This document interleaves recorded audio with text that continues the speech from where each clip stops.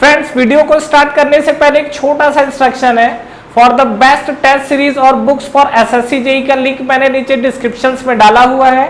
इसके अलावा आप हमारा टेलीग्राम चैनल भी ज्वाइन कर सकते हैं, जिसका लिंक आपको नीचे डिस्क्रिप्शन में और फर्स्ट कमेंट बॉक्स में मिल जाएगा। तो चलिए अब हम अपना वीडियो कंटिन्यू करते हैं। तो आइए फ्रेंड्स, इस वीडियो के अंदर जो बात करते हैं कुछ क्वेश्चंस को लेके। हालांकि मैंने आपको प्रीवियस वीडियो में भी आपको कुछ कंसेप्ट दिया हुआ था और कुछ क्वेश्चंस को लेके बात किया हुआ था, जस्ट ये उसी का एक्सटेंशन पार्ट है। तो पहला क्वेश्चन देखिए, हमको ये इस तरीके के क्वेश्चंस को देखिए क्या बोला हुआ है। A bar having a cross sectional area of 700 mm square, definitely इसका क्रॉस सेक्शनल एरिया दिया है, subjected to axial load at the position indicated. ये हमको एक्सियल लोड दिया हुआ है। आपको वैल्यू ऑफ स्ट्रेस निकालना है for the segment Q R, और यहाँ पर आपको क्यू आर मिसिंग हो गया है, तो मैं आपकी जानकारी के लिए बता देता हूँ। This is the P Q R S, ये है आपका। तो क्यू आर सेगमेंट के अंदर आपको क्या यहाँ पर स्ट्रेस को निकालना है, और ये आपके पास ऑप्शन है। तो ध्यान रखिएगा कि ये इस तरीके के क्वेश्चंस अभी एसएससी जेईई में पूछ रहा है, पहले नहीं पूछता था। पहले इस तरीके के क्वेश्चंस पूछे जाते थे गेट में, आईएएस में, और अभी ये क्वेश्चन जो पूछे जा रहे हैं, जो पैटर्न चल रहा है, ये आपका एसएससी जेईई में ज्यादा पूछा जा रहा है। तो इस चीज को सॉल्व करने के लिए देखिए हमारे पास दो तरीके हैं। डेफिनेटली हम लोग सिंपल तरीका ही चूज करने वाले हैं। तो यहाँ पर आपको सबसे पहला चीज निकालना है कि क्यू आर के अंदर ये 63 kilo Newton, 35 kilo Newton, 49 kilo Newton है और 21 किलो न्यूटन है। तो आपको क्यू आर सेगमेंट में कितना स्ट्रेस आएगा वो निकालना है। तो देखिए डेफिनेटली अगर मुझे स्ट्रेस कैलकुलेट करना है तो stress equal to P by a होता है। तो सबसे पहले तो मुझे लोड कैलकुलेट करना पड़ेगा कि क्यू आर पोर्शन में आपका लोड कितना निकल कर आ रहा है। तो अगर इस सिनारियो पे हम लोग बात करें तो हमको क्या चीजें दिखेंगी, ये जैसा कि हम लोग क्यू आर को लेके बात कर रहे हैं, और क्यू आर सिनेरियो में अगर हम लोग बात करें तो यहाँ पर क्या क्या चीजें दिखेंगी ये बताइए। तो पर्टिकुलर इस पोजीशंस को देखिए। तो यहाँ पर इस केस के लिए आपको एक्सियल लोड अगर अलग अलग बॉडी में निकालना है तो किस तरीके से आइडेंटिफाई करेंगे। अब देखिए, ये मान लीजिए कि सपोज मेरे पास ये बॉडी है, जस्ट मैं आपका अभी गिवन फिगर बना रहा हूँ। ये हमारे पास दो पोर्शन है, this is the P Q R S, यही है। और यहाँ पे अगर हम लोग बात करेंगे तो ये आपको मिलेगा, तो यहाँ पर ये आपको मिलेगा this is the 21 kilo Newton, ठीक है। और ये आपको जो मिल रहा है ये अभी आपको दिया हुआ है, दैट इज द 49। यहाँ पर ये आपको जो फिगर दिया हुआ है दिस इज द 35, और यहाँ पर ये आपको जो दिया हुआ है टेंसाइल नेचर में 63 किलो न्यूटन। देखिए कभी भी आपको इस तरीके के फिगर को सॉल्व करना है, सबसे बेस्ट और इजी तरीका बता रहा हूं। ज्यादातर आपसे 3 बॉडी का पूछा जाता है, इसके अलावा हो सकता है कि आपसे 4 बॉडी का भी पूछे। तो इस तरीके के सिनारियो में आपको करना क्या है, आप 3 बॉडी कंसिडर कर लो, फर्स्ट, सेकेंड, थर्ड, ठीक है। ये हमारे पास बॉडी है, this is the P Q, ये हमारे पास आएगा क्यू आर, और ये हमारे पास बॉडी है आर एस। अब आपको देखिए करना क्या है, ये जो आपकी बॉडी है ना 63 किलो न्यूटन, फर्स्ट वाले को देखो, अगर ये 63 लग रहा है तो ये बॉडी आपका क्या है, डेफिनेटली आपका स्टेबल पोजीशन पे होना चाहिए। तो अगर ये 63 किलो न्यूटन है तो डेफिनेटली ये आपकी बॉडी किस में दिखेगी, 63 किलो न्यूटन पे। कहानी समझ में आया। करना क्या है, फर्स्ट वाले को देखिए 63 किलो न्यूटन टेंसाइल नेचर में लग रहा है, तो डेफिनेटली दूसरे साइड को भी हमने सेम मैग्नीट्यूड का टेंसाइल नेचर में अप्लाई कर दिया। ठीक उसी तरीके से आप लास्ट वाली बॉडी पे आओ। लास्ट वाली बॉडी पे देखो, यहाँ पर देखो, यहाँ तो 2 फोर्स लग रहा है, तो यहाँ तो छोड़ ही दो कहानी। यहाँ पर देखिए 21 किलो न्यूटन का आपको कंप्रेसिव नेचर लग रहा है आर एस में। तो यहाँ पर हमने क्या किया, ये हमारे पास लगा हुआ है 21 किलो न्यूटन का कंप्रेसिव नेचर में। तो यहाँ भी अगर आप देखोगे तो डेफिनेटली आपको 21 किलो न्यूटन दिखेगा कंप्रेसिव नेचर में। समझ पा रहे हो चीजों को। ये आपका अगर 21 किलो न्यूटन दिखा हुआ है तो डेफिनेटली हमने यहाँ पे लगा दिया। अब ये दोनों का जो रिजल्टेंट है वो क्यू पे लगेगा, और क्यू पे कैसा लगेगा ये बिल्कुल इजी है, समझिए। यहाँ पे देखो आपने क्या किया, क्यू पोर्शन ये भी है, क्यू पोर्शन ये भी है, ठीक है। ध्यान रखना मैं अभी क्यू पोर्शंस की बात कर रहा हूँ। चलो यहाँ पे लिखता हूँ, ये हमारे पास देखो क्यू पोर्शन है, और क्यू पोर्शन का ये प्लेन है, ठीक है, ये प्लेन है। इसमें आपका 35 इधर लग रहा है, ये हमारे पास रिजल्टेंट है, और ऑलरेडी मैंने 63 लगा दिया है। तो अगर ये मैंने 63 किलो न्यूटन यहाँ पे लगा दिया है, लेकिन मुझे रिजल्टेंट कितना चाहिए, 35 चाहिए, तो डेफिनेटली इस डायरेक्शन में मुझे कुछ लोड को लगाना पड़ेगा ताकि 35 आए। तो क्या करोगे, 63 माइनस 35 कर दोगे। तो यहाँ पे आप देखिए 63 माइनस 35 करोगे तो कितना आएगा, 45, 55, 65, दैट इज द 32। अब ये देखो 32, तो अगर मैं यहाँ पर पर्टिकुलर इस केस पे बात करूं तो यहाँ पर अगर मैं 32 किलो न्यूटन का फोर्स लगा देता हूं, 32 किलो न्यूटन का टेंसाइल फोर्स लगाऊंगा, तो अब देखो क्यू प्लेन पे कितना आ रहा है 63 और 63 इधर है, 32 इधर है, तो 63 minus 32, sorry something is going wrong, ये अगर आप माइनस करोगे 63 डिवाइड बाई 32 तो ये आपको मिलेगा 31, ठीक है, नॉट 32, दिस इज 31। तो ये आपको जो मिल रहा है, ये आपको देखो 63 इधर जा रहा है, 31 इधर जाएगा, तो डेफिनेटली जो इसका रिजल्टेंट आएगा कितना आएगा 32, सॉरी कितना आएगा 35, सॉरी ये आप माइनस करोगे तो ये आपको मिलेगा 35 और ये आपको कितना है 63, तो इसमें जब आप सॉल्व करोगे तो 3 और ये आपका 5 पे 28 किलो न्यूटन आएगा, ठीक है, ये जो आपको आएगा ये 28 आएगा। अब आप यहाँ पे देख लीजिए, ये जो आपका 63 आपको इधर आ रहा है, 63 में इधर आपका कितना जाएगा 25, अगर माइनस कर दोगे तो आपको देखो 35 मिलेगा, ठीक है, 63 है, 63 में अगर 28 अगर हम लोग माइनस करते हैं तो ये आपको मिलेगा 5 और ये आपको मिलेगा 35, ठीक है, क्लियर है। तो ये जो भी आपका प्लस माइनस है तो इस चीज को ध्यान रखेंगे। अब देखो यहाँ जो 28 किलो न्यूटन आपको दिखा है, तो यही 28 किलो न्यूटन का आप क्या करो, आंख बंद करके इधर लगा दो, 28 किलो न्यूटन टेंसाइल नेचर आया ना, तो यहाँ भी हमने 28 किलो न्यूटन टेंसाइल नेचर में लगा दिया। अब ये एक बार इसको चेक करो तो क्या ये बैलेंस कर रहा है, देखो अगर ये एक दूसरे को बैलेंस कर रहा है डेट इज गुड, और बैलेंस नहीं कर रहा है मतलब आपका कैलकुलेशन कहीं मिस्टेक है। किस तरीके से, अब देखो आर प्लेन पे आओ, आर प्लेन में आप देखो 28 लग रहा है टेंसाइल में, जो भी लग रहा है डायरेक्शन देखिए, अगर यहाँ मैं आर प्लेन पे देख रहा हूँ, इस आर प्लेन पे, तो ये आपको लग रहा है 28 और यहाँ पर आपको ऑलरेडी आर प्लेन पे 21 लग रहा है, ये वाला पोर्शन, तो 28 प्लस 21 कितना हो गया, डेट इज इक्वल टू 49, और ये देखो 49 आपका आर प्लेन पे लग रहा है, मतलब आपका जो कैलकुलेशन है वो करेक्ट है। समझ में आया। कभी भी इस तरीके की जो भी आपको बॉडी दे रही है, आपको करना क्या है, आपको फर्स्ट वाली पार्ट को उठाओ, फर्स्ट सेक्शन को, लास्ट वाले सेक्शन को उठाओ। फर्स्ट सेक्शन में जो भी आपका लोड लग रहा है वहां पर आपने 63 किलो न्यूटन लगाया है, टेंसाइल नेचर लगाया तो आंख बंद करके टेंसाइल लगा दो। यहाँ पर आओ, लास्ट वाले सेक्शन में 21 कंप्रेसिव लग रहा है तो यहाँ भी 21 कंप्रेसिव लगा दो। उसके बाद आप ये सेक्शन को मैच करिए कि यहाँ पे आपका 63 जब आपने ले रखा है, 35 तो ऑलरेडी लग रहा है, तो 63 में जब 35 ऑलरेडी लग रहा है तो इसको बैलेंस करने के लिए अपोजिट पे लगाओगे तभी तो रिजल्टेंट 35 आना चाहिए। तो यहाँ पर ये आपका 63 है, इसमें 28 अपोजिट लगा दोगे तो 35 आपका इसको आके बैलेंस कर लेगा। और यहाँ पे 28 इधर लग रहा है, आप इसको नहीं तो इसको भी बैलेंस कर सकते हो, 28 इधर लग ही रहा है तो इसको आपको 49 करना है, तो 21 हमने और लगा दिया, तो ये देखो आपका बैलेंस हो गया। क्लियर यहाँ तक, तो ये चीज आपको समझ में आया। तो ये हमारे पास जो 3 डायरेक्शन के अंदर जो एक्सियल लोड की बात हो रही थी वो हमारे पास हो रहा है, ठीक है, जो 3 डायरेक्शन में एक्सियल लोडिंग की बात हो रही थी वो हमारे पास बात हो रहा है। अब आपको निकालना है क्या, आपको निकालना है value of stress Q R के अंदर। तो बस आप क्यू आर पे निकाल सकते हो स्ट्रेस, किस तरीके से, सिग्मा निकालोगे तो सिग्मा इक्वल टू क्या मिलता है, पी बाई ए, यही तो मिलता है, sigma equal to P by A. P की बात करोगे तो पी आपकी लोडिंग कितनी आ रही है 28 किलो न्यूटन, तो यहाँ पर हमने लिख दिया 28 किलो न्यूटन है, तो चलो 10 टू पावर 3 कर देते हैं न्यूटन। और एरिया आपको डायरेक्ट दिया डेट इज 700 mm स्क्वायर, तो यहाँ पर हमने 700 mm स्क्वायर लिख दिया। अब देखो यहाँ पर इसको आपको सॉल्व करना है, सॉल्व करने के लिए 2 जीरो की तो कहानी खत्म है, तो यहाँ पर आपका आएगा 7 4 28, तो ये आपका 4 आया और ऊपर क्या आ गया आपका 0, तो सिग्मा की वैल्यू कितनी आ रही है, that is equal to 40 megapascal. ठीक है, अब सुनिए ये जो आपको आया हुआ है वो क्यू आर में आया हुआ है। आपसे ये भी पूछा जा सकता है क्या कि मैक्सिमम स्ट्रेस कहाँ होगा या मिनिमम स्ट्रेस कहाँ होगा, तो डेफिनेटली आपको इस सेक्शन में दिख रहा है ना कि आपको P से S तक जाना है और P से S तक जाने में आपको मैक्सिमम लोड कहाँ पर दिखेगा, आपका देखो sigma equal to P by a होता है। एरिया आपका सभी जगह यूनिफॉर्म है, डेफिनेटली जहां लोड होगा वहां स्ट्रेस ज्यादा होगा, तो मैक्सिमम स्ट्रेस की अगर बात करेगा तो पी क्यू में आएगा। तो ये सब आपके एडिशनल जानकारी के लिए है। फिलहाल इस क्वेश्चन का जो आंसर है उसको आपको ए मिलेगा, डेट इज द 40 मेगापास्कल। लेकिन अगर आपसे यहाँ पर ये बोलता है क्या कि मैक्सिमम स्ट्रेस कहाँ पर मिलेगा, तो किस स्ट्रेस किस सेक्शन पे मिलेगा, क्यू आर पे। ठीक है, मिनिमम स्ट्रेस बोलेगा तो वो आपको कहाँ पर मिलेगा, देखो कम लोडिंग लग रहा है तो ये मिलेगा आर एस पे। सीधा मैं लोड देख के चेक कर रहा हूँ, क्यों, क्योंकि इसका जो एरिया है वो area 700 mm square uniform area है। ठीक है, अगर इसका एरिया डेफिनेटली अगर चेंज होता तो उस केस में आपको फिर चीजों को अलग तरीके से कैलकुलेट करने की जरूरत पड़ती। क्लियर है, तो इस चीज को फ्रेंड्स आप जरूर ध्यान रखना इस चीज के बारे में जो हम लोग बात कर रहे हैं।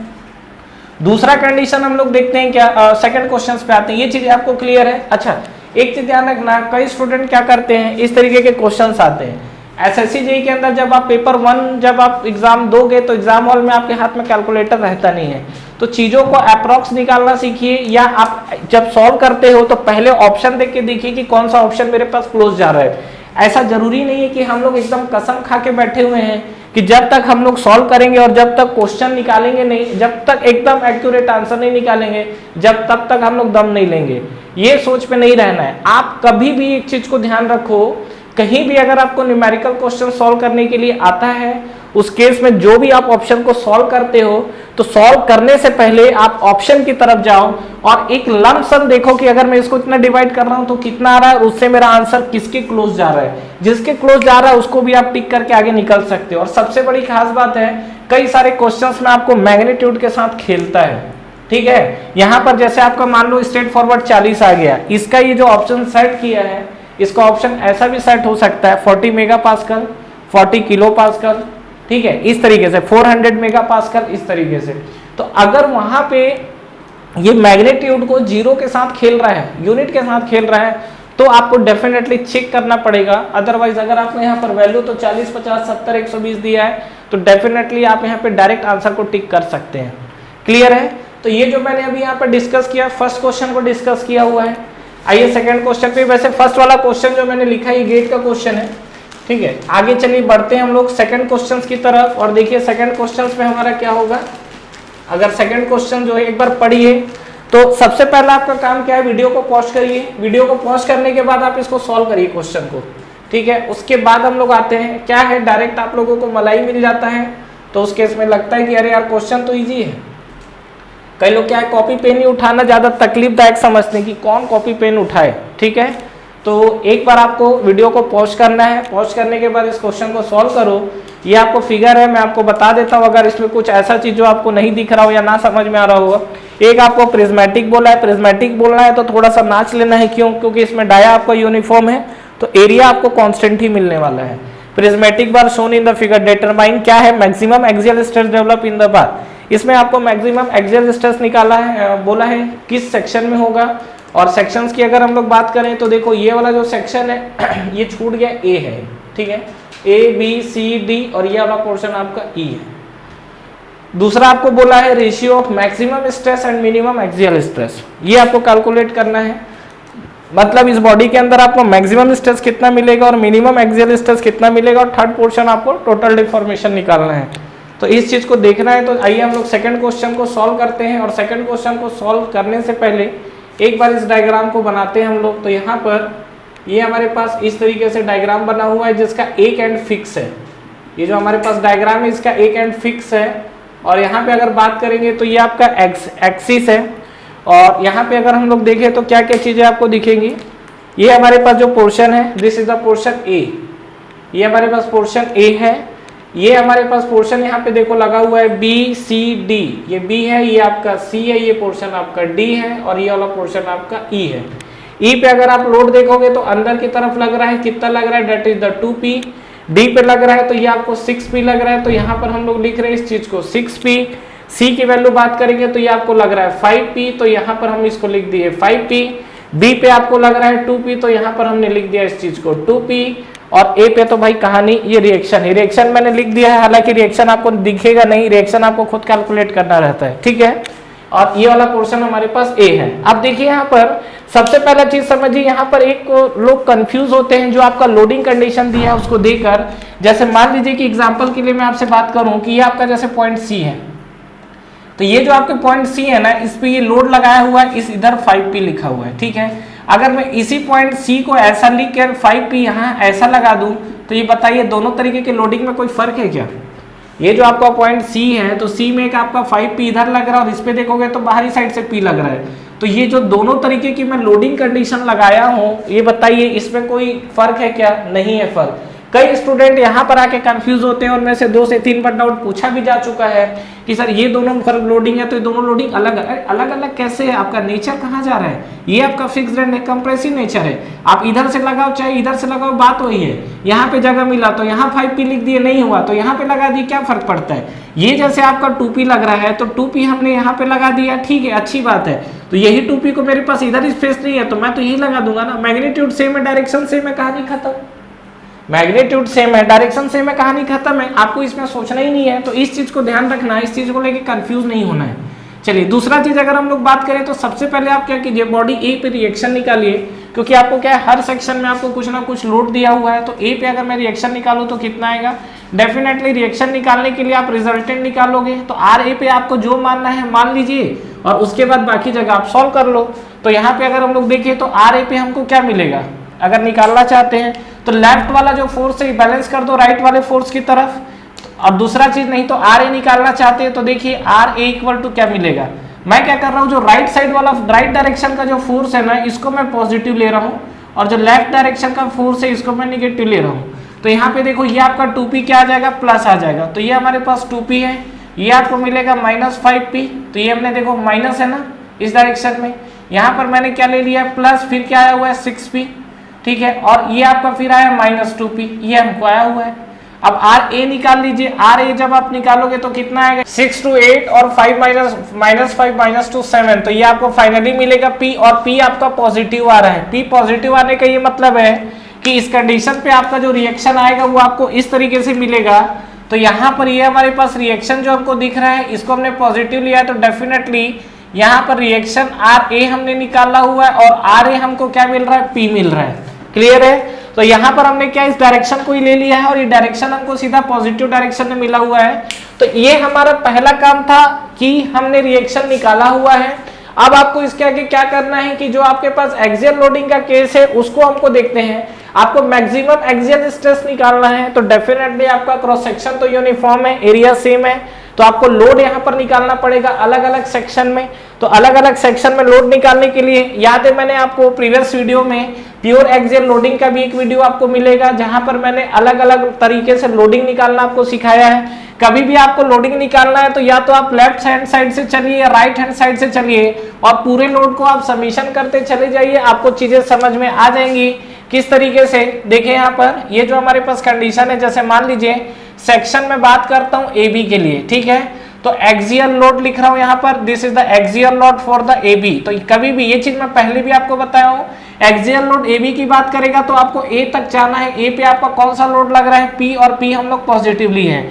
उसी तरीके से नेक्स्ट अगर बात करेंगे एक्सियल लोड किसके लिए, बीसी पोर्शन के लिए, तो बीसी के लिए आप निकालोगे तो क्या आएगा, ये हमको पी तो हमारे पास पहले से है और ये आपका आएगा 2p, और 2p में आपका पॉजिटिव जा रहा है तो p के अलावा हमने यहाँ पे क्या लिख दिया 2p, तो ये आपको मिल गया date is equal to 3p। ये जो आपको एक्सियल लोड मिला कितना मिला यहाँ लिखते हैं, तो ये आपको टोटल मिल गया बीसी पे एक्सियल लोड 3p। उसी तरीके से नेक्स्ट बढ़िए एक्सियल लोड किसके लिए आओगे, CD के लिए, तो CD के लिए जाओगे तो आपको C तक जाना है। अब आपको मिला हुआ है 3p, तो यहाँ पर है हमारे पास 3p तो है ही, C पे आपका लोड देखो 5p और ये आपका 5 क्या है माइनस में जाएगा, तो यहाँ पर हमने लिख दिया डेट इज द -5p, तो ये आपको आया -2p।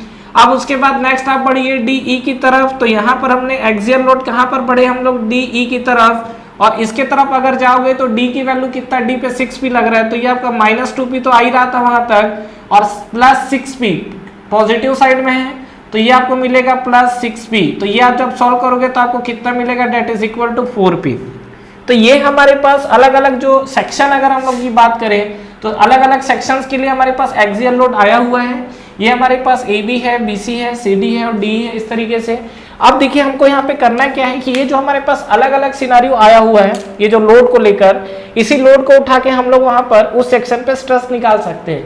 आपको यहाँ पर निकालना क्या था, मैक्सिमम एक्सियल स्ट्रेस। डेफिनेटली जहां पर एक्सियल लोड ज्यादा है वहां पर एक्सियल स्ट्रेस ज्यादा है, ठीक है। तो अब आप लोग यहाँ पर प्लस माइनस मत खोजने लग जाना, मैक्सिमम अगर बोला हुआ है तो प्लस माइनस कोई मैटर नहीं करता, वो केवल कंप्रेसिव और टेंसाइल नेचर को शो करेगा। आपको मैक्सिमम मैग्नीट्यूड पिक करना है।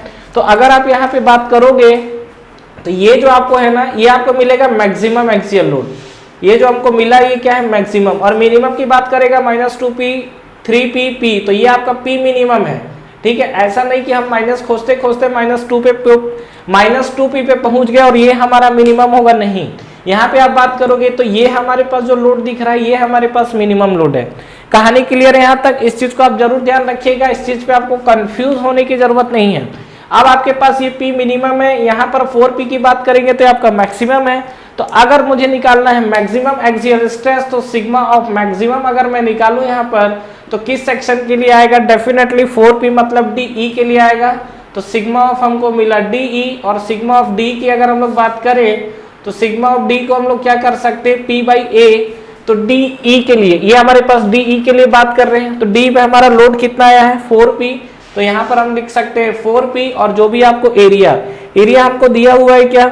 यहाँ पे एरिया नहीं दिया हुआ है, कोई बात नहीं, नहीं दिया तो आप सीधा सीधा A लिख लो। यहाँ पर आपको ये समझ में आ जाएगा कि मैक्सिमम स्ट्रेस कहाँ पर आ रहा है? DE पर आ रहा है, ठीक है। दूसरा कंडीशंस की अगर हम लोग बात करें तो क्या मिलेगा? Ratio of maximum stress and minimum axial stress. बिल्कुल मैक्सिमम और मिनिमम हमको क्लियर है, तो ये हमारे पास आएगा maximum divide by minimum.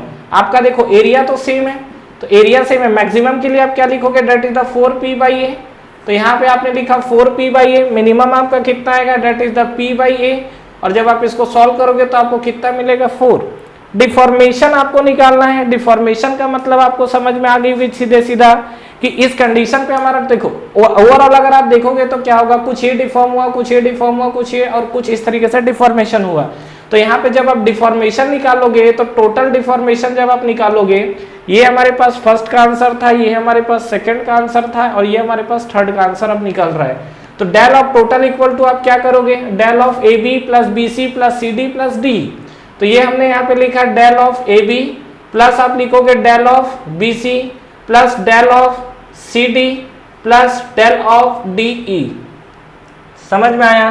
Del of AB BC CD D, ठीक है। अब ये हमारे पास जो आया है that is the total deformation. ये जो हमारे पास आया हुआ है ये हमारे पास टोटल डिफॉर्मेशन है। अब आपको यहाँ पे लोड लगना है तो एक चीज ध्यान देना, माइनस साइन को गलती से भी छोड़ मत देना, क्योंकि कोई बॉडी अगर आपकी एक्सपांड हो रही है तो कुछ लोडिंग के कारण बॉडी कंप्रेस भी हो रही होगी।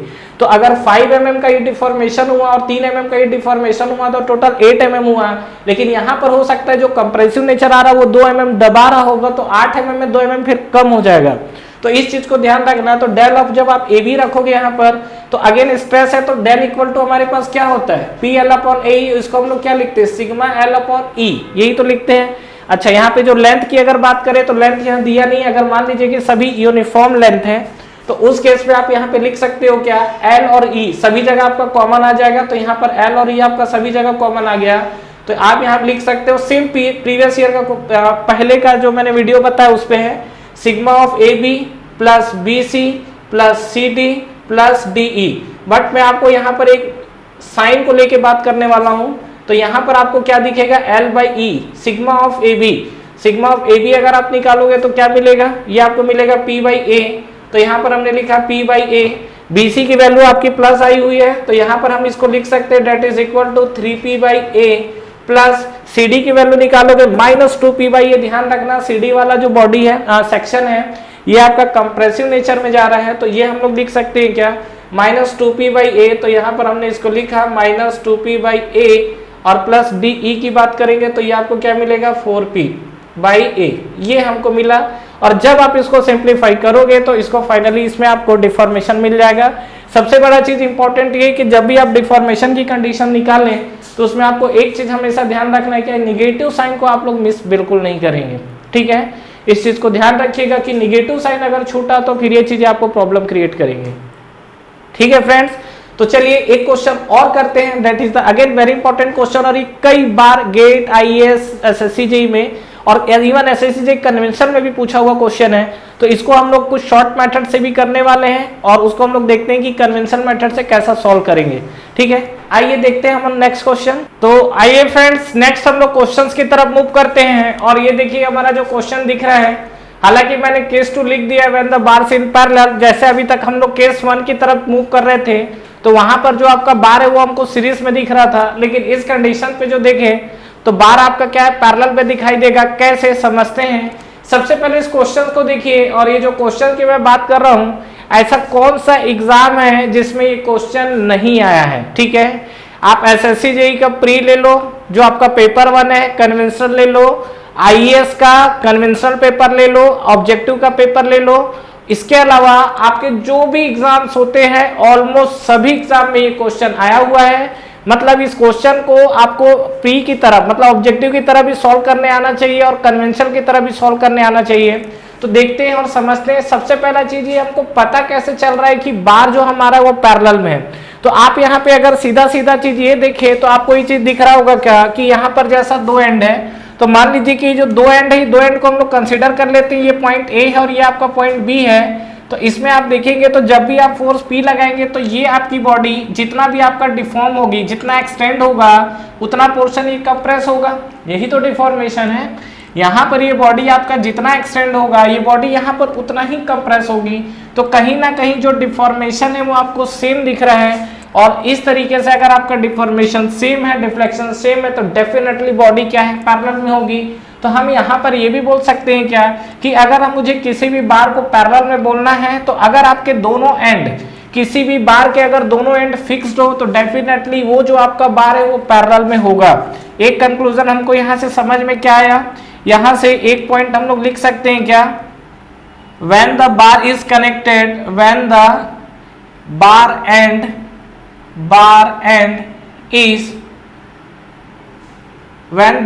end is fixed, ठीक है, at both ends। तो ये आपका जो कंडीशन आएगा इसमें आपको बार हमेशा कैसा दिखेगा, then bar is always in parallel, ठीक है। तो बार आपको हमेशा क्या है, पैरेलल में दिखेगा। ये हमारे पास एक इंपॉर्टेंट कंक्लूजन निकल कर आया हुआ है। इस क्वेश्चन को हम लोग ऑब्जेक्टिव और कन्वेंशनल दोनों मेथड से सॉल्व करने की कोशिश करेंगे।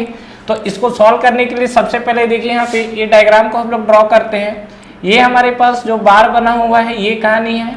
इस बार में अगर हम लोग देखें तो यहाँ पर ये इसका एक्सिस है, यहाँ पर एक पर्टिकुलर पॉइंट है। तो यहाँ पर मान लीजिए कि सपोज हम लोग बात कर लेते हैं, ये मान लीजिए हमारे पास पॉइंट ए है, ये हमारे पास पॉइंट बी है, और यहाँ पर इसने एक पॉइंट सी रखा हुआ है और इसने इस डायरेक्शन में पी आपका लोड लगाया हुआ है, ठीक है। ये जो आपका लोड है ये पी लगा हुआ है और ये पॉइंट हम लोग सी ले लेते हैं। जहां तक हम लोग डिफॉर्मेशन को लेके बात करें तो आपको क्या दिखेगा, यहाँ पे जो डिफॉर्मेशन है दैट इज द ए सी। तो यहाँ पे एक चीज हमको ये दिख रहा है क्या कि जो आपको डिफॉर्मेशन दिखेगा ए सी, मतलब डिफ्लेक्शन ऑफ ए सी, ये आपका इक्वल होगा किसके, डिफॉर्मेशन ऑफ बीसी के। तो यहाँ पर हम लोग लिख देते हैं डिफॉर्मेशन ऑफ बीसी। क्लियर है, ये आपको डिफॉर्मेशन मिलेगा। बट ये आपका ये चीज तो क्लियर हुआ, और यहाँ से मैं ये कंक्लूजन निकाल सकता हूँ क्या कि अगर दोनों डिफॉर्मेशन सेम है तो डेफिनेटली जो बार है आपका क्या होगा, ये पैरेलल में होगा, ठीक है। डिफॉर्मेशन सेम है तो डेफिनेटली बार क्या होगा, पैरेलल में होगा।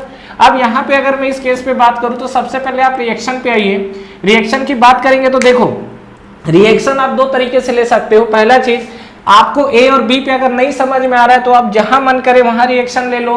फाइनल आंसर अगर आपको पॉजिटिव मिलेगा तो समझ जाना आपने जो डायरेक्शन कंसीडर किया वो करेक्ट है, और अदरवाइज अगर वो वैल्यू नेगेटिव आती है तो आप ये समझ जाइएगा कि जो डायरेक्शन पे हम लोग बात कर रहे हैं जिस पॉइंट पे, उसका अपोजिट डायरेक्शन होगा जो हमने कंसीडर किया हुआ है। तो यहाँ पे जैसा कि अगर हम लोग बात करें तो ये हमारे पास ए और बी पोर्शन है और सी पे जो आपका इस तरीके से टेंसाइल लोड लग रहा है पी।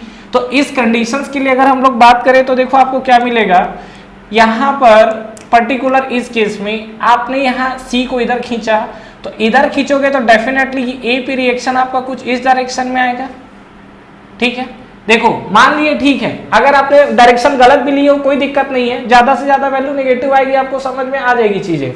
यहाँ पर ये देखो आप पी इधर ला रहे हो तो बी के तरफ भी रिएक्शन अंदर की साइड आएगा, तो यहाँ पर आप रिएक्शन देखोगे तो आपको क्या मिलेगा, आर बी।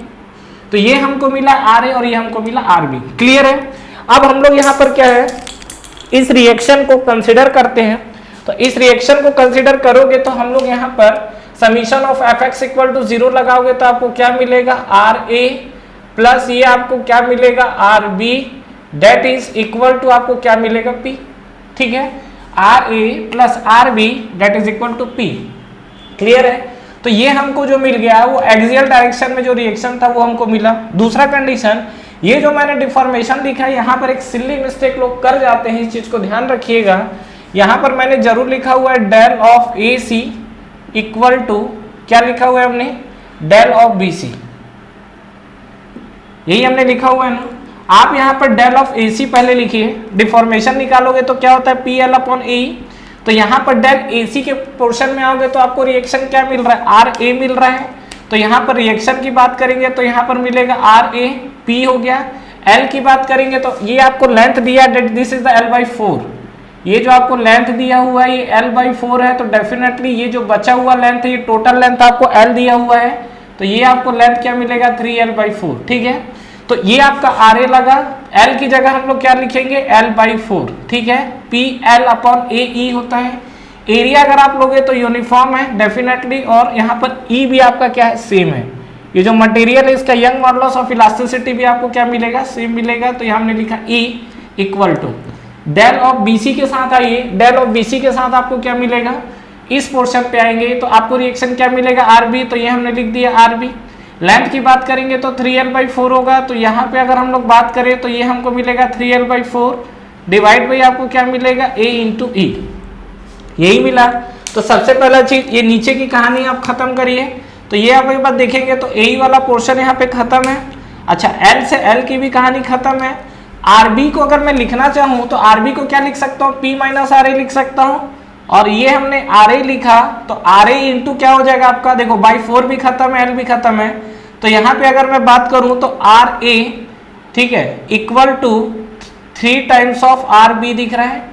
RB की वैल्यू क्या लिखोगे, RB की वैल्यू आप लिखोगे P माइनस RA, तो यहाँ पर हमने लिख दिया P minus RA that is equal to RA। जब आप इसको सिंप्लीफाई करोगे RA इक्वल टू, तो ये क्या मिलेगा, ये आपको मिलेगा 3P minus 3 times of RA, यही तो मिलेगा। आप इसको सिंप्लीफाई करिए, सिंप्लीफाई करोगे तो क्या होगा, ये आपको मिलेगा 4 टाइम्स ऑफ RA, तो ये आपको मिला 4 times of RA that is equal to 3 times of P, और यहाँ पे अगर मैं RA निकालूं तो ये आपको मिलेगा क्या, 3P/4। ये जो आपको RA मिला हुआ है, ये RA आपको क्या मिलेगा, ये यहाँ पर इधर आपका क्या हो गया, ट्रांसफर हो गया है, तो ये आपका 4A हुआ। तो कुल मिला के RA आप देखोगे तो 3P/4 मिला है। पहला चीज RA का मैग्नीट्यूड 3P/4 आया, वैल्यू पॉजिटिव आई है। पॉजिटिव का ये मतलब है कि आपने जो डायरेक्शन एज्यूम किया है वो बिल्कुल करेक्ट है। अगर आप इसको अंदर की तरफ लेते हैं तो डेफिनेटली ये मैग्नीट्यूड तो वही आता, लेकिन आपका जो डायरेक्शन है वो आपको जो प्लस है वो आपका निगेटिव आता। क्लियर है। उसी तरीके से ये जो हमारा पोर्शन था RA के लिए, RB आप इस इक्वेशन से निकाल सकते हो। इसको मान लो इक्वेशन फर्स्ट दे देते हैं, तो इसमें अगर मैं बात करूं फ्रॉम इक्वेशन फर्स्ट, तो फ्रॉम इक्वेशन फर्स्ट में RA plus RB equal to P मिला हुआ है, तो यहाँ पे जो RA मिला हुआ है, RA आपको क्या मिला हुआ है, दिस इज द 3P/4, ठीक है, प्लस ये आपको क्या मिला हुआ है RB that is equal to आपको क्या मिला है P। तो RB जब आप निकालोगे तो P माइनस 3P/4, तो ये आपको क्या मिलेगा, that is equal to P/4। Again ये वैल्यू पॉजिटिव आई है, मतलब हमने जो साइन कंसीडर किया है वो करेक्ट है आपका। तो यहां से मुझे ये चीज समझ में आया क्या, कि जो मुझे रिएक्शन आया हुआ है, एक मेरा RA आया हुआ है, RB आया हुआ है, ठीक है, और RA की वैल्यू 3P/4 है, RB की वैल्यू P/4 है। क्लियर है यहाँ तक। तो यहाँ से हमने रिएक्शन एट फिक्स एंड निकाला। ये क्वेश्चन आपसे कई बार ऑब्जेक्टिव में पूछा हुआ है, तो अगर आपका कन्वेंशनल आए तो ये आपको मेथड सॉल्व करने के लिए बिल्कुल करेक्ट है। लेकिन अगर हम लोग यहाँ पर दूसरा कंडीशन देखिए कि अगर ये मान लीजिए किसी ऑब्जेक्टिव क्वेश्चंस के अंदर आता है, तो उस केस में डेफिनेटली इतना सब चीजों को सॉल्व करना थोड़ा सा पेचीदा हो जाए, और प्रॉब्लम ये भी हो सकता है कि ये आपका अगर मैग्नीट्यूड के साथ है, ज्यादातर क्वेश्चन आपको मैग्नीट्यूड के साथ आया हुआ है, मतलब कुछ वैल्यू दिया हुआ है, अगर ये कुछ वैल्यू दे देगा तो सॉल्व करने में तो और आपको क्या होगा, तकलीफ होगा। तो यहाँ पर इस चीज को अवॉइड करने के लिए देखिए, इसका मैं एक शॉर्टकट मेथड बता रहा हूँ। सबसे पहला बात, ये मेथड तभी एप्लीकेबल है जब आपका क्या होगा, बार आपका फिक्स्ड होगा दोनों एंड पे। दूसरा चीज, उसके बीच में एक एक्सियल लोड लग रहा हो, मतलब दो सेक्शन बने, एक AC है और एक आपका BC है, ठीक है। अगर ये 3 सेक्शन होंगे तो वहां पर वैलिड नहीं है, ठीक है। ये होगा क्या, देखिए यहाँ पर जैसे अगर आप RA निकालना चाहते हो तो RA इक्वल टू आप क्या लिख सकते हो, यहाँ पर सबसे पहला चीज मैं RA को निकालना चाह रहा हूं तो distance between another two ends आप लिखोगे, ठीक है, और डिवाइड बाई आपका जो टोटल डिस्टेंस मिला हुआ है वो मिल रहा है। मतलब सबसे पहला चीज, यहाँ पर जो टोटल लोड है, मान लीजिए एक की जगह आपका 2 लोड लगा, ठीक है, तो यहाँ पर आप क्या करोगे, एक्सियल लोड आपको जो लग रहा है वो आप लोगे, तो यहाँ पर हमने लिख दिया axial load into distance between another 2 points, ठीक है, या डिस्टेंस बिटवीन अनदर सेक्शन, ठीक है, डिस्टेंस फॉर अनदर सेक्शन यहाँ पे लिखा जा सकता है। तो यहाँ पर हमने लिख दिया क्या, distance between another 2 point, distance between another 2 points, ठीक है, ये हमने लिखा हुआ है, ये हमारे पास, और डिवाइड बाई आपको क्या करना है, टोटल लेंथ। डिवाइड बाई आप क्या करोगे, यहाँ पर टोटल लेंथ लोगे। तो अब आप सॉल्व करो, समझ में आ जाएगा। ये देखो लिखा बहुत लंबा चौड़ा लेकिन बहुत इजी है। क्या बोला, axial load. Axial load P लग रहा है, 4P लग रहा है, 9P लग रहा है, जो लग रहा है यहाँ पे लिख दिया हमने P। Very good. Distance between another 2 points, another 2 points ये वाला पोर्शन है 3l/4, तो यहाँ पर हमने लिख दिया दैट इज द 3l/4, और डिवाइड बाय टोटल लेंथ हमने क्या लिख दिया, L। जब आप इसको सॉल्व करोगे तो आपको RA की जो वैल्यू मिलेगी, ये आपको मिलेगी कितना, 3P/4। देखो यही तो आपको RA की वैल्यू मिली हुई है, तो ये आपको मिला है 3P/4। दूसरा कंडीशंस की अगर बात करें RB को लेकर, तो फिर से यही चीज लगाओ। एक्सियल लोड तो आपका P लग रहा है, डिस्टेंस बिटवीन अनदर 2 एंड्स, तो जब RB का बात कर रहे हो तो ये सेक्शन पे निकाल रहे हो ना, तो ये आपका कितना हो जाएगा, L/4। तो यहाँ पर हमने लिख दिया L/4 और डिवाइड बाय टोटल लेंथ, तो ये आपको मिलेगा क्या, date is equal to P/4। कहानी कुछ समझ में आ रहा है। ये आपको RA और RB, यहाँ पर जो हमको कंडीशन मिला हुआ है, ये हमको RA और RB के लिए मिला हुआ है, और इस चीज को आप जरूर ध्यान रखना। तो ये हमारा RA और RB, ये आपका शॉर्टकट मेथड है, ठीक है। इसको कन्वेंशन में मत लिख के आ जाना, नहीं तो निपटा देगा वहीं पर, ठीक है। तो ध्यान रखना, ये जो आपको मैंने मेथड बताया हुआ है, ये ऑब्जेक्टिव क्वेश्चन के लिए, जहां पर आपको ऑप्शन टिक करना है। दूसरा चीज, जब आपको ऑप्शन में देगा तो एक तो डेफिनेटली एक ऑप्शन तो रहेगा क्योंकि ये करेक्ट ऑप्शन है। दूसरा जो आपको ऑप्शन देगा, RA की वैल्यू ये देगा, RB की वैल्यू ये देगा। तो आप सीधा सा ये अंडरस्टैंडिंग लगा सकते हो क्या, कि ये जो आपका पॉइंट C है, ये A के क्लोज है कि B के क्लोज है, डेफिनेटली A के क्लोज लगा हुआ है, L/4 डिस्टेंस है। तो जब आप लोड A के क्लोज लगा रहे हो तो रिएक्शन भी तो A पर ज्यादा आएगा ना। तो पर्टिकुलर इस डायग्राम में आप ये भी समझ सकते हो क्या, कि जो आपका रिएक्शन एट एंड A है, that is greater than reaction at and B। मतलब A पर जो आपका रिएक्शन मिल रहा है, ये आपका ग्रेटर देन होगा कंपेयर टू रिएक्शन B। कहानी कुछ समझ में आ रहा है, चीजें क्लियर है, इस चीज को जरूर ध्यान रखिएगा, ठीक है। ये हमारे पास कन्वेंशनल मेथड है, ये मेरे पास शॉर्टकट मेथड है हमारे पास, और डेफिनेटली क्वेश्चन के तो गिनती नहीं कितने बार आया है। और क्या क्या बोला है, मैक्सिमम एक्सियल स्ट्रेस निकालने बोला है। तो लोड अगर निकल गया तो स्ट्रेस निकाल सकते हो, क्या करना है, एरिया से डिवाइड करना है। एरिया से आप डिवाइड करोगे तो इसको क्या है, जो RA आया हुआ है, अगर इस सेक्शन पे बोलेगा तो जो आपका रिएक्शन है उसी को डिवाइड कर दो एरिया से। तो यहाँ पे अगर आप स्ट्रेस निकालना चाहते हो, आपकी इच्छा है कि हम यहाँ पर स्ट्रेस को निकालें, तो यहाँ पर क्या चीजें की जा सकती है। यहाँ पर अगर आप स्ट्रेस निकालोगे तो यहाँ पे आपको क्या मिलेगा, पर्टिकुलर इस केस में स्ट्रेस में निकालना चाह रहा हूं, तो ये आपका देखिए सिग्मा ऑफ AC। तो सिग्मा ऑफ AC के लिए क्या हो जाएगा, R of A divide by A। बस एरिया आपको जो भी दिया रहेगा, RA की वैल्यू है 3P/4, तो 3P/4 इंटू A हो जाएगा। मिनिमम भी निकाल सकते हो, रेशियो ऑफ मैक्सिमम तो मिनिमम स्ट्रेस भी निकाल सकते हो, इसमें आपको कहीं भी कोई दिक्कत नहीं होने वाला है, ठीक है। ये आपका AC है, BC के लिए निकालना है सिग्मा ऑफ BC, तो ये आप क्या लिखोगे, डेट इज द RB/A। और यहाँ पे अगर आप बात करोगे तो आपको क्या मिलेगा, P/4 मिला और A मिला हुआ है। मैक्सिमम टू मिनिमम स्ट्रेस ये हमारे पास सेकंड पॉइंट आया हुआ था। थर्ड पॉइंट आपको बोला है sigma maximum to the sigma minimum, ये तो आपको मिला हुआ है। तो सिग्मा मैक्सिमम आपको जो आएगा 3P/4A मिलेगा, तो ये हमारे पास मिला 3P/4A इंटू मिनिमम की बात करोगे तो ये आपको क्या मिलेगा, 4A डिवाइड बाई P। तो 4A से कहानी खत्म है, तो कुल मिला के आपका आया 3 टाइम्स, ठीक है। तो ये आपको वैल्यू मिली है मैक्सिमम टू मिनिमम स्ट्रेस की वैल्यू। तो इस तरीके से क्वेश्चंस आपका घुमा घुमा के पूछ सकता है। सबसे पहला इस तरीके के जब भी आपको क्वेश्चंस मिले, सबसे पहला आपका प्राइमरी मोटो होना चाहिए क्या, कि भैया हमने जो बार कंसीडर किया है वो सीरीज में है कि पैरेलल में है, और इसके लिए आपको डिफॉर्मेशन को चेक करना है। अगर आपका दोनों केसेस में जितने सेक्शन है डिफॉर्मेशन अगर आपको सेम मिल रहा है, मतलब बार आपका पैरेलल में है, अदरवाइज बार आपका सीरीज में होगा। उसके बाद ही आपको आगे की धुआंधार बल्लेबाजी करनी है। समझ में आया? उससे पहले आपको चीजों को बिल्कुल पिक्चर क्लियर रखना है, नहीं तो जहां सीरीज और पैरेलल में लट के तो कहानी आगे की समाप्त है। ठीक है फ्रेंड्स, तो आई होप आप लोगों को ये वीडियो क्लियर हुआ होगा। और ये जो मैंने क्वेश्चंस कराए हुए हैं, यहाँ से मैंने आपको कोशिश किया हुआ है कि आपको सीरीज और पैरेलल के बीच का जो भी कंफ्यूजन है वो आपको ध्यान रहे, और सीधा सीधा एक कंक्लूजन हम लोग यहाँ से ये निकाल सकते हैं कि अगर कोई बार है उसका दोनों एंड अगर फिक्स कर दे तो वो आपकी क्या होगी, पैरेलल में होगी। ये हमारा एक कंक्लूजन निकल कर आया हुआ है। और एक एंड फिक्स होगा, एक एंड पे अगर लोड लग रहा होगा, एक एंड फिक्स है, तो डेफिनेटली वो क्या हो जाएगा आपका सीरीज में। Thank you so much for watching this video. Friends इस वीडियो को लाइक करिए, ज्यादा से ज्यादा फ्रेंड्स के साथ शेयर करिए और अगर आप इस चैनल पे नए हैं तो चैनल को सब्सक्राइब करना ना भूलें, बेल नोटिफिकेशन जरूर प्रेस करिएगा जिससे जो भी लेटेस्ट अपडेट है वो आप तक पहले पहुंचे। इसके अलावा आप हमारा टेलीग्राम चैनल भी ज्वाइन कर सकते हैं जिसका लिंक नीचे आपको डिस्क्रिप्शन में और फर्स्ट कमेंट बॉक्स में मिल जाएगा। Friends for the best test series और बुक्स फॉर एसएससी जेईई का लिंक भी नीचे आपको डिस्क्रिप्शन में मिल जाएगा। तो ठीक है फ्रेंड्स, तैयारी करते रहिए। Wish you all the best.